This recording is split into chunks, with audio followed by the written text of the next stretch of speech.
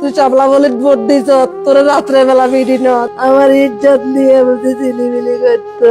আমাকে দর্শন করছে একজনে খালি ওই রহমান। এটা সব বিএমপি ছিল, ধানের শীষ করে ওই স্বামী যাবের মায়ের আকাশ গুলা বলার বাইরে আঘাত করলে সব গিরে সব গিরে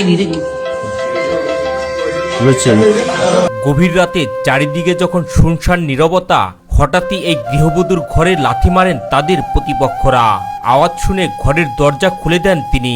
দরজা খুলতেই ঘরের ভেতর একে একে প্রবেশ করে তিনজন। ঘটনা হয়েছে, আমি শাপলাগলির ভোট দিছি, বুঝছেন? আমি শাপলাগলির ভোট দিছি। ভোট হয়েছে বৃহস্পতিবারের হইতে মানে আমার হুমকি দুমকি দিতেছে, কথাবার্তি করতেছি। দুম করে আমার দুয়ার ভাই লাথি দিছে রাতের 11টার সময়। দুম করে যখন রাত্রের বেলা যান আমার ঘরের দরজা ভাই লাথি দিছে। লাথি দেওয়া আমি দরজা খুলছি আর তারা ঠাম করে তিনজন ঢুকে গেছে। তিনজন, একজন হলো কালা ইমরান, একজন হলো রহমান, আর একজন হলো রুবেল। ঘরের ভেতর ঢুকেই অকথ্য ভাষায় গালিগালাজ শুরু করে তাদের। এনসিপির শাপলাকলিকে ভোট দেওয়ার কারণে তাদের উপর চালানো হয় অমানসিক নির্যাতন। এক পর্যায়ে এই গৃহবধূর স্বামীকে পাশের একটি রুমে নিয়ে আটকে ফেলা হয়। এরা তিনজন আমার ঘরে ঢুকে গেছে। এনসিপি করছ, এনসিপির সাদাজ্য মিরামো, এনসিপির সাদাজ্য দেখামো, একথা কই এরা আমার স্বামী আর আমি জালমুড়ি খাইতেছি।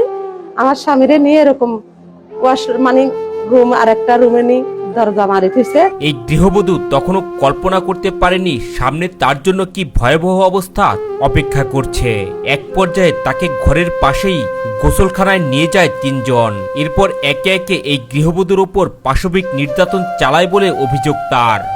আমার এহেরা গোসলখানা মানে বাথরুম, এদিকে দুই সাইডে দুইটা বাথরুম, একটা নারীর একটা পুরুষের, মাঝখানে একটা মানে গোসলখানা আছে।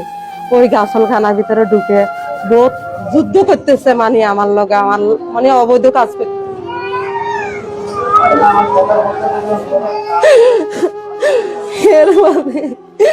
এরপরে আমি দিতে চাই না, জোর করে একবার গেছে, এরপরে চলে গেছে।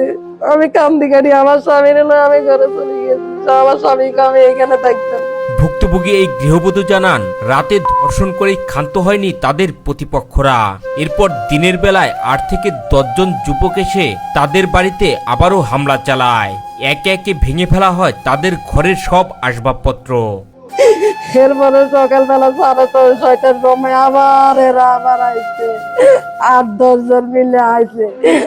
আমার পাকঘরের দরজা ভাঙছে, মেন ঘরের দরজা ভাঙছে, ভাঙ্গি চুরি ট্যাগ দেখছি সব ভাঙ্গা। এরপরে আমারে ঘরে ঢুকছে, ঘরে ঢুকি আমারে বার করে গেলাইছে। আমার জামার কলা চাদরি আমারে শেষরাইয়া আমার স্বামীরে একদিকে বার করছে, আমার একদিকে বার করছে। এই গৃহবধূর অভিযোগ, ঘরের আসবাবপত্র ভেঙেই ক্ষান্ত হয়নি তারা। শাপলাকলিতে ভোট দেওয়ার কারণে তার স্বামী এবং তার উপর আবারও অমানসিক নির্যাতন চালানো হয়। শাপলাকলিত ভোট দিছ, শাপলাকলিত ভোট কেন দিলি? গোয়াত কে আছে? সাইতিবার আছে। এরপরে আমার লই গেছে, আমার স্বামীরে মারবেন করে রাত এক মাথার মধ্যে জলি তোলে আর এক মাথা দি মারি কোসরা। এরপরে আমার নিয়ে গেছে, আমার স্বামীরে লই গেছে, আমার লই গেছে নি। এরপরে দি তুই চাপলা বলে ভোট দিছ, তোর রাত্রে বেলা বিড়ি ন, তুই যেদিন রাত্রে সবাই যদি আমার ভালো করে খাওয়াই দে, তাহলে তোরা আমি জীবন কিছু করতাম না। তা আমি কি করব? পিঠা তো খাইছি, 7টা-8টা বাড়ি দিছে, একটা বাড়ি হাতের মধ্যে, 2টা বাড়ি এই সাইডে, 3টা বাড়ি এই সাইডে। এটা তো এরা শান্তি দে না, ইমরান 3টা-4টা শান্তি দে না, শান্তি দেখে আরো থাকতে দে না। আমার কেন, আমি কি অপরাধ করছি? সব লাগালে বলছি আমি নির্যাতন, আমার ইজ্জত নিয়ে বলছি চিলিমিলি করতো না। আমরা মারবার আগে অপমানি করছে কালকা রাত্রের সময়। দুইজন, একজন দরজাদারি খাতা ছিল, একজন গেছে। একজনে খালি ওই রহমান, কালা ইমরানের দরজা ধরে খাওয়াইছে। এতটা গেছে 3 জন, একজন বাইরে ছিল, একজন দরজা ধরে খাতা ছিল, আর একজন আমার স্বামীর সামনের থেকে লইয়া গেছে, আমার স্বামীর সামনের থেকে আশ্রয় প্রকল্প। স্থানীয় আশ্রয়ণ প্রকল্পের অন্য বাসিন্দারা জানান তাদের বাড়িঘরেও হামলা চালানো হয় ওই রাতে।